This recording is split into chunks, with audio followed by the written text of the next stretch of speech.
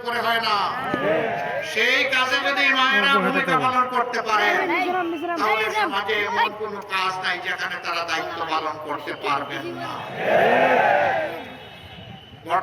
বর্তমান সমাজেও তারা কাজ করেন, কিন্তু দুইটা জিনিসের বড়ই অভাব।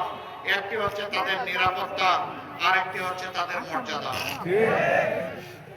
ইনশাআল্লাহ তাআলা আযীম, আমরা যদি এই দেশ পরিচালনার সুযোগ পাই, আমরা মাদেরকে মায়ের মর্যাদায় ঘরে, চলাচলে, কর্মস্থলে, তিন জায়গায় নিরাপত্তা এবং মর্যাদা তাদের শতভাগ নিশ্চিত করা হবে ইনশাআল্লাহ।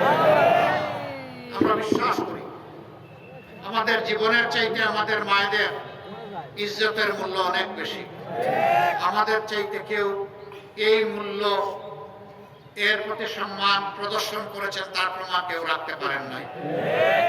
যারা আজকে বড় গলায় কথা বলে বিভিন্ন জায়গায়, তাদের হাতেই আমাদের মা বোনেরা, মেয়েরা ক্ষতিগ্রস্ত হয়। গরি গরি প্রমাণ প্রতিদিন এই বিভৎস চিত্র উঠে আসে। তারা কিনা আবার আমাদের সমালোচনা করেন। সাধু সাবধান, বাক্সের মুখ খুলতে বাধ্য করবেন না, তাহলে ভিতরে সব কিছু প্রকাশ করে দেব। আমরা কারো বিরুদ্ধে লাগালাগি, খুচাখুচি করা পছন্দ করি না, কিন্তু আমাদেরকে কুচা দিলে কুচা ফিরাইয়া দেওয়া আমাদের উপরে ওয়াজিব। সেই ওয়াজিব কাজটি করতে আমাদেরকে মেহেরবানি করে বাধ্য করবেন না। আমরা আগেই বলেছি জাতিকে বিভক্ত করতে চাই না, জাতিকে ঐক্যবদ্ধ করে আমরা সামনে আগাতে চাই। এই জন্য আমরা তিনটা শর্ত মাত্র দিয়েছি।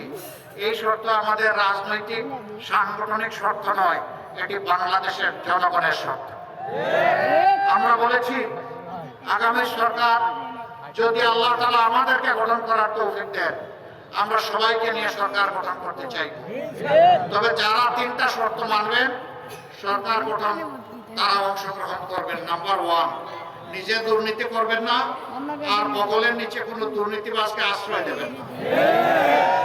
নাম্বার 2, গরিব ধনী, হিন্দু মুসলমান বৌদ্ধ খ্রিস্টান, নারী পুরুষ, শিশু আবাল বৃদ্ধ বনিতা, যার অধিকার যেখানে লঙ্ঘিত হবে ন্যায় বিচার পাওয়ার অধিকার তার থাকবে। সেই ন্যায় বিচার সমাজের সকলের জন্য সমান বিচার ইনশাআল্লাহ নিশ্চিত করা হবে। যে অপরাধে একজন সাধারণ নাগরিকের বিচার হবে, একই অপরাধ দেশের প্রেসিডেন্ট করলে তারও বিচার হবে। তিনি এখানে অবশ্যই কোন বৈধতা অথবা কোন ইম্পিউনিটি তিনি পাবেন না, তাকেও বিচারের মুখোমুখি হতে হবে। সেই বিচারটাই আমরা ইনশাআল্লাহ কায়েম করতে চাই।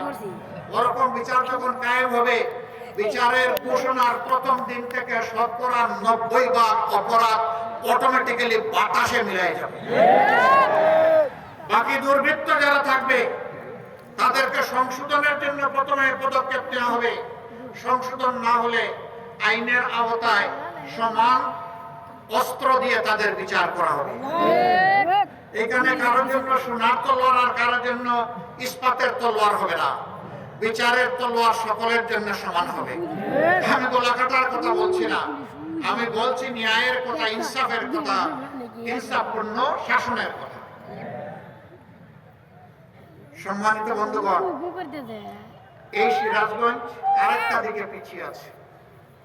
স্বাস্থ্য সেবার জন্য একটা মেডিকেল কলেজ হয়েছে, ইনশাআল্লাহ এটাকে মানসম্মত মেডিকেল কলেজে পরিণত করা হবে। কিন্তু শিক্ষা এখনো পিছিয়ে আছে। মানসম্মত ভালো কোনো শিক্ষা প্রতিষ্ঠান এখানে গড়ে ওঠে। এটা 6টি আসনের একটি জেলা। এটা কেন অবহেলিত থাকবে? ইনশাআল্লাহ তাআলা আযীম, আপনারা দোয়া করবেন। আল্লাহ আমাদেরকে দায়িত্ব দিলে প্রথম নজরটা শিক্ষার উপরেই দেব ইনশাআল্লাহ। এবং সিরাজগঞ্জে তার শিক্ষার অধিকার থেকে বঞ্চিত, সেই অধিকার সিরাজগঞ্জবাসীকে দাবি করে আদায় করতে হবে না, আপনাদের অধিকার আপনাদের ঘরে পৌঁছে দেওয়া হবে।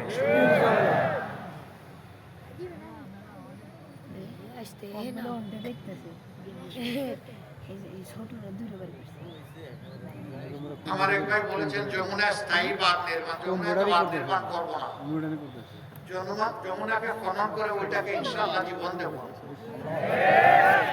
যমুনা স্থায়ী পাড় বাঁধনের কথা বলেছেন, গ্রহণের কথা বলেছেন। ইনশাআল্লাহ সেটা হবে, আমি আগেই বলেছি। ওটা হবে মানে সিমেন্টের সাথে ছাই মিশাই হবে না ইনশাআল্লাহ, রোডের জায়গায় বাঁশ দিয়ে হবে না। এক সরকারের সময় রোডের বদলে বাঁশ আধুনিক প্রযুক্তিতে ব্যবহার করেছে, তাই না? একটা মেয়ে ডিবেট করতে গিয়ে বলেছিল, আর যদি কবি জীবিত থাকতেন তাহলে বলতেন, মাগো আমার সুলভ বলা কাজলা দিদি কই, বাঁশের জায়গায় বাঁশ, চাঁদের জায়গায় চাঁদ তো আছে, বাঁশগুলো সব কই। মূল কবিতাটা ছিল, মাগো আমার সুলভ বলা কাজলা দিদি কই, বাঁশ বাগানের মাথার উপর চাঁদ উঠেছে। চাঁদ তো আছে কিন্তু বাঁশ যে রোডের জায়গায় চলে গেছে। ইনশাআল্লাহ আমরা বাঁশ দিয়ে স্ল্যাব তৈরি করব না, আর আমরা সিমেন্টের সাথে ছাইও মিশাবো। কাজ হবে মানসম্মত, চুরিদারি থাকবে না, জোরাজুরির কোনো টেন্ডারবাজি হবে না।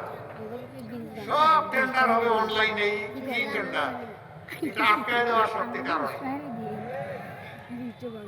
আমরা মূলের গুঁড়া ধরে টান দিব, গাছের পাতা নিয়ে টানাটানি করবো না, বড় মাথার কানটা ধরে টান দিব।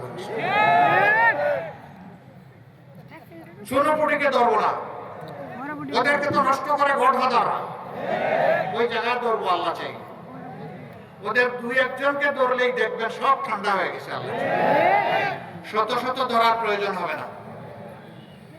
প্রিয় জনগণ, এই সব কিছু করতে হলে আমাদের একটা আমূল সংস্কার লাগবে। সেই সংস্কারের জন্য গণভোট। এই গণভোটে আপনারা হা বলবেন না না বলবেন? মাশাআল্লাহ। গণভোটে হা মানে হচ্ছে, উসমান হাদি তোমাকে কথা দিচ্ছি তোমার বিচার হবে। গণভোটে হা মানে 1400 শহীদকে কথা দেওয়া হচ্ছে তোমাদেরও হত্যাকাণ্ডের বিচার করা হবে।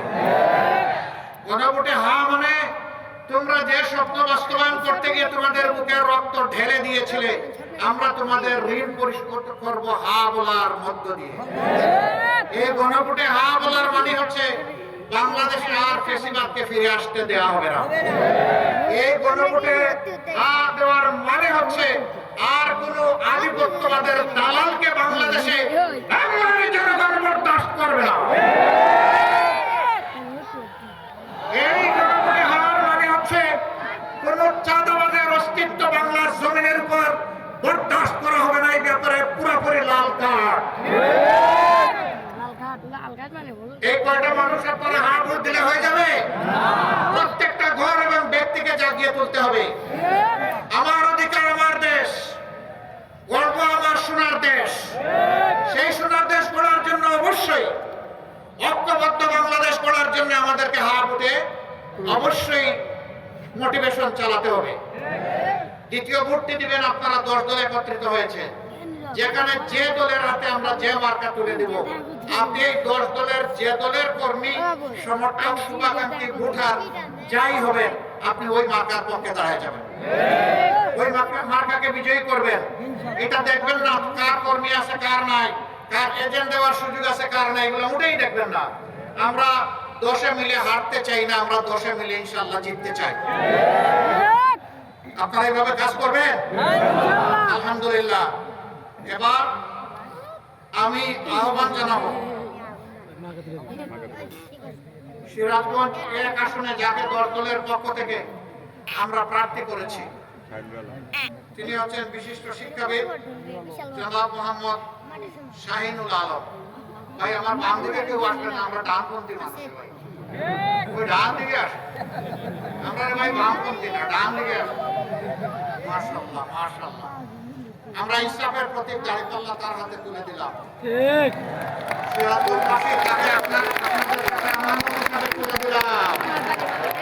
আপনারা কি আমার ভাই শাহিনুল আলমের হাত মজবুত করবেন? 10 দলের এই একটা আসনকে বিজয়ী করে সংসদে পাঠাবেন।